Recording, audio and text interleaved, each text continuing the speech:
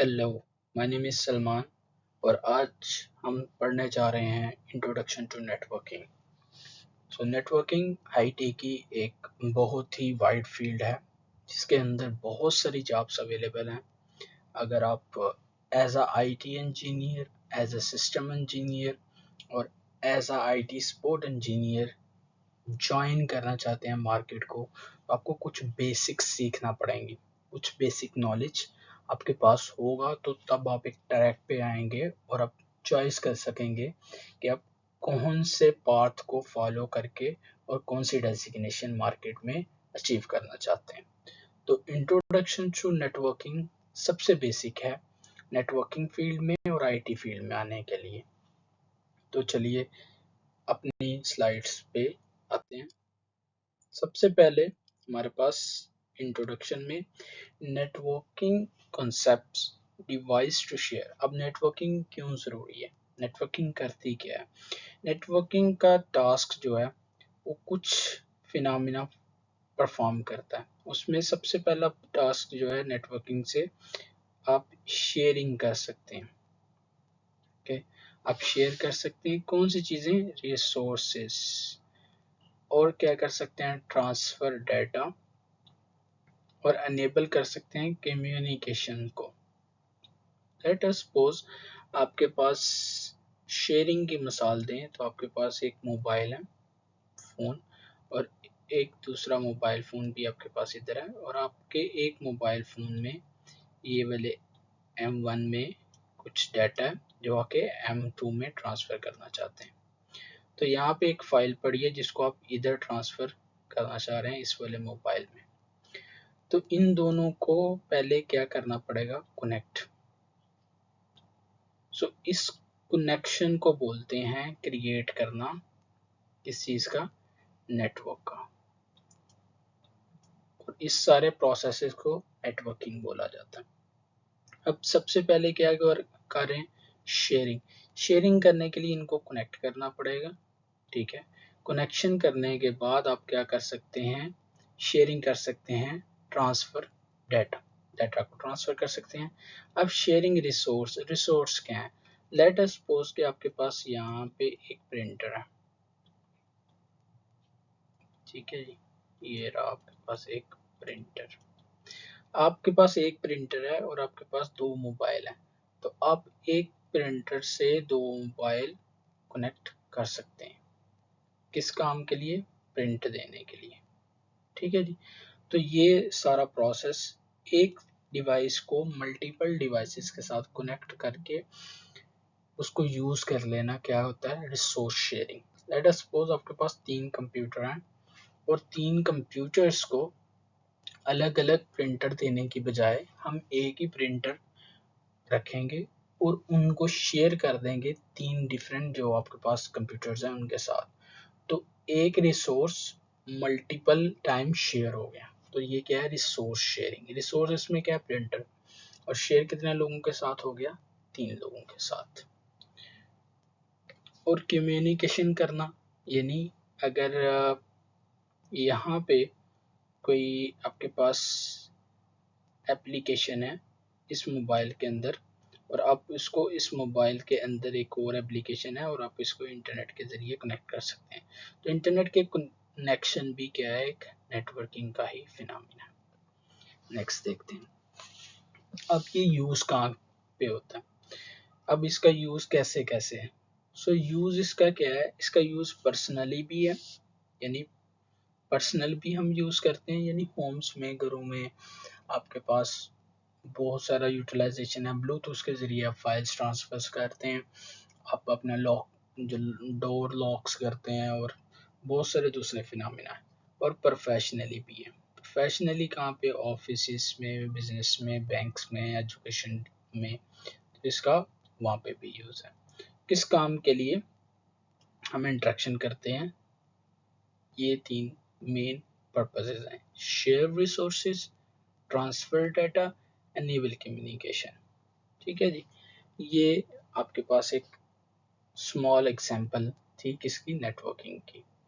अब हम आते हैं नेक्स्ट स्लाइड पे। अब नेटवर्किंग की सिंपल डेफिनेशन है क्या? नेटवर्किंग एक प्रोसेस है, is a process of linking devices को लिंक करना, जोड़ना टू कम्युनिकेशन। पर्पस क्या है? कम्युनिकेशन करना, राब्ता बनाना, एंड शेयर रिसोर्स एफिशिएंटली, और रिसोर्स को एफिशिएंटली शेयर किया जा सके।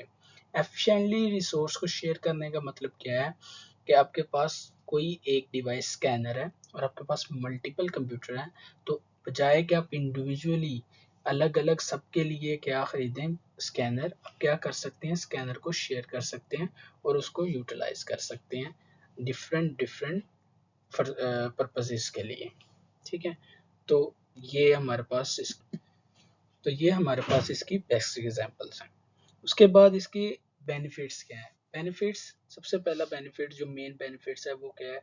नेटवर्किंग का रिसोर्स शेयरिंग।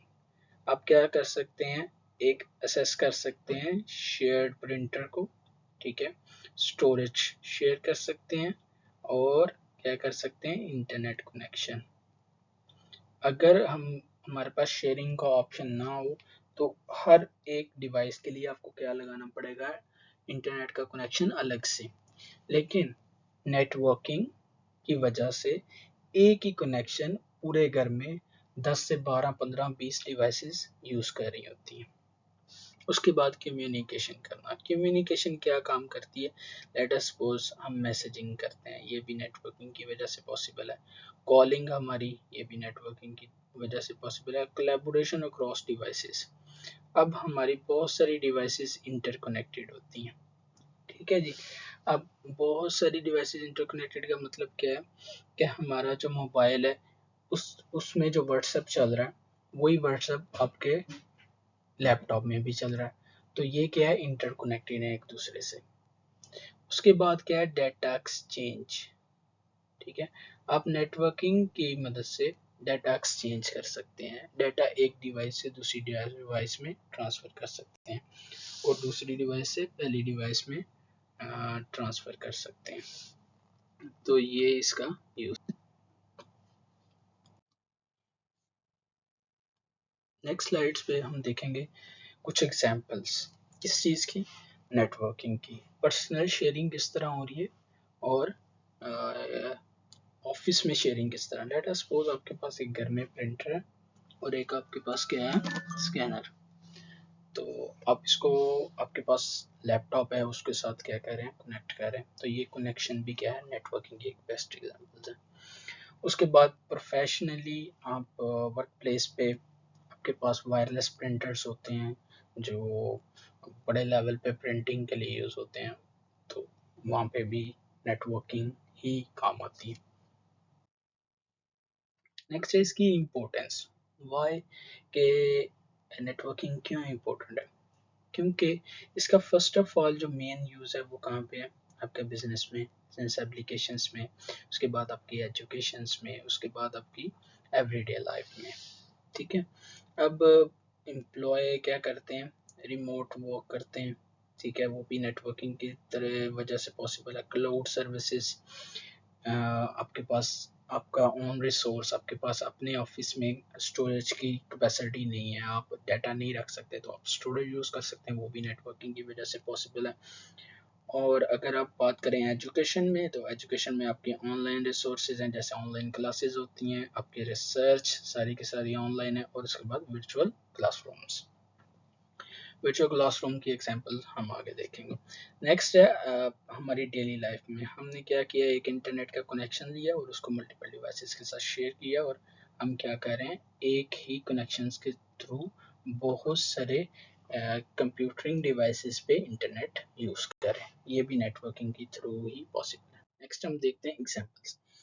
बिजनेस में हम अगर देखें तो बिजनेस में हमारे पास बहुत सारी एग्जांपल्स हैं, और ये एक सिंपल एग्जांपल जो यहाँ पे मैंने लिस्ट डाउन की है, इसके अंदर हमारे पास मल्टीपल कंप्यूटर्स हैं जो कि कनेक्टेड हैं, और हमारे पास एक सर्वर भी है। हम नेक्स्ट देखेंगे सर्वर क्या होता है और ये किस तरह काम करता है। यहाँ पे भी एक सर्वर लगा है, यहाँ पे एक टेलीफोन लाइन भी है हमारे पास, और यहाँ पे एक मजीद एक और सर्वर है, तो ये आपस में इंटरकनेक्टेड है।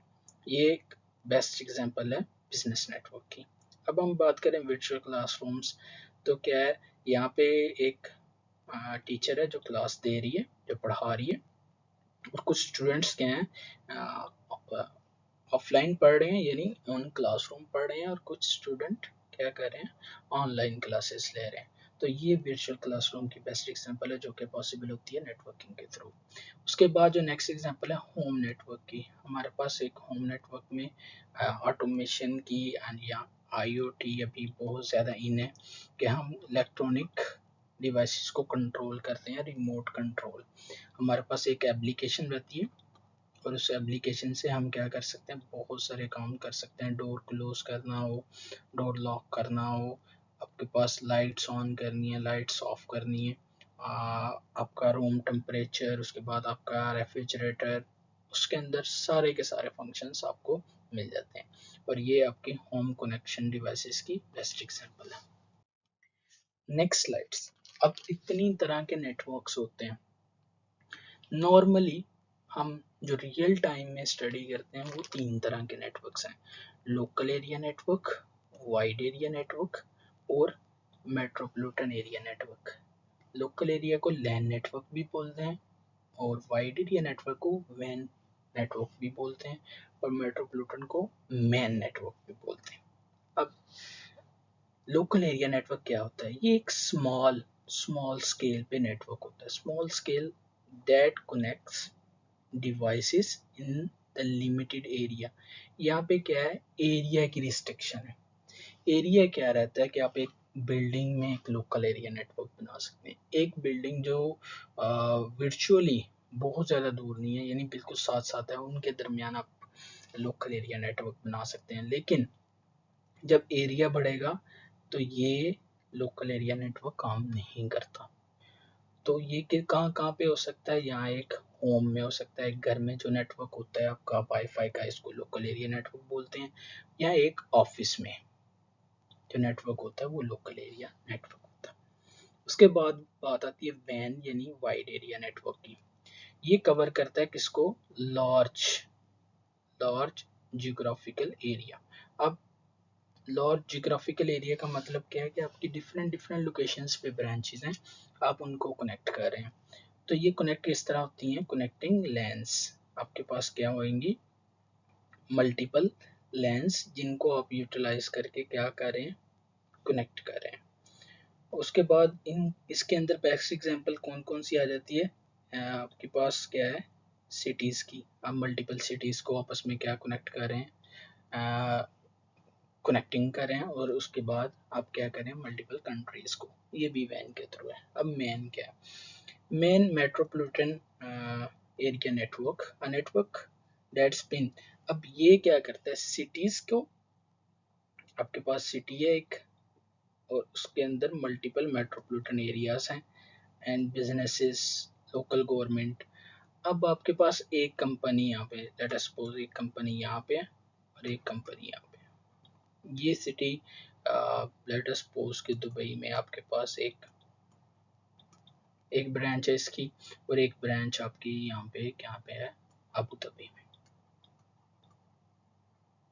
ओके, तो आप इनको क्या कर रहे हैं, आपस में इंटरकनेक्टेड कर रहे हैं।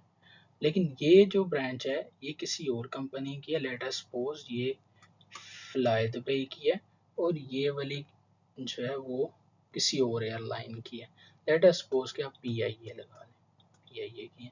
तो ये दोनों डिफरेंट कंपनीज है। अब इन दोनों डिफरेंट कंपनीज को जब आपस में कनेक्ट किया जाता है तो इनका जो लोकल एरिया नेटवर्क लैन रहेगा और वैन रहेगा वो डिफरेंट होगा, और इसका डिफरेंट रहेगा, लैन भी और वैन नेटवर्क भी। ठीक है, अब ये डिफरेंट, जब दोनों डिफरेंट हैं तो इनके दरमियान एक कॉम्बिनेशन बनेगा, जो कॉम्बिनेशन को हम बोलते हैं मैन नेटवर्क। नेक्स्ट पेज पे हम देखेंगे इसकी एग्जांपल्स। ये रहा हमारे पास local area network. Local area network एक ऑफिस के अंदर, इसके अंदर सर्वर लगा है, हमारे पास प्रिंटर लगा है, सर्वर लगा है, और एक स्मॉल लोकेशन में लोकेटेड है। उसके बाद आ जाता है wide area network. Wide area network में आपके पास देखें मल्टीपल ब्रांचेस हैं, इन सिटी, आउट सिटी, और ये कनेक्टेड है एक दूसरे के साथ। और वाइड एरिया नेटवर्क में आप बहुत सारी डिफरेंट सिटीज़ को कनेक्ट कर सकते हैं। इसमें फैसिलिटीज़ रहती है और इंटरनेट कनेक्शन भी इन्वॉल्व होता है सम टाइम, और सम टाइम नहीं भी इन्वॉल्व होता। नेक्स्ट है मेट्रोपॉलिटन। मेट्रोपॉलिटन आपको क्या करता है, आपके आईएसपी इंटरनेट सर्विस प्रोवाइडर के थ्रू मल्टीपल कंपनीज को इंटरकनेक्ट करवाता है। ठीक है जी।